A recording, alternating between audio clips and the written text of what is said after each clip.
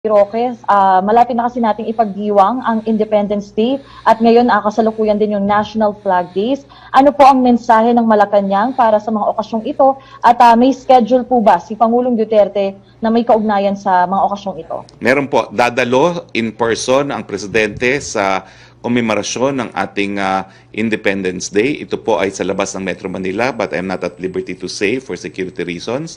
Ang mensahe po natin, talagang ang Pilipino sa mula't mula iaalay ang buhay para sa kalayaan ng inang bayan.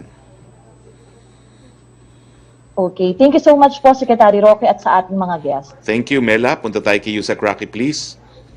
Yes, Secretary, from Jason Gutierrez ng New York Times for Secretary Roque and Justice Hardilesa, comment on Justice Carpio saying he believed that Hardilesa's proposed bill was unnecessary because President Duterte could simply issue a presidential proclamation listing the geologic features complete with names and coordinates and that this would be faster than passing legislation.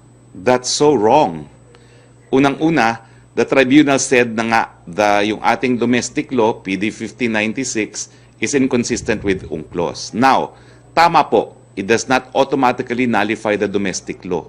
But pursuant to Pacta Sunt Servanda, we have a treaty obligation and an obligation under customary international law to amend our existing laws to comply with the UN Convention on the Law of the Sea.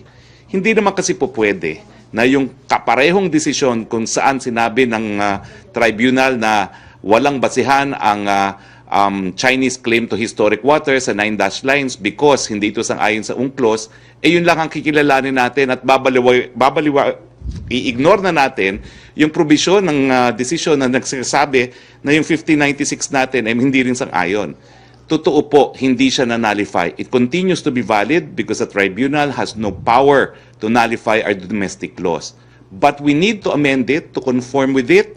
At, siyempre po, dahil dinala naman natin yung kaso na yan sa paninindigan na dapat masunod ang UN Convention on the Law of the Sea, dapat sumunod din tayo. At pangalawa, hindi ko po alam kung bakit mababago ang isang existing batas na isang presidential proclamation.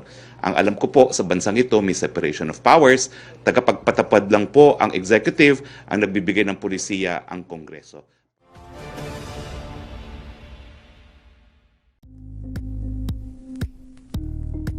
Thank you for watching Politico TV. Please like and subscribe to our channel for more videos.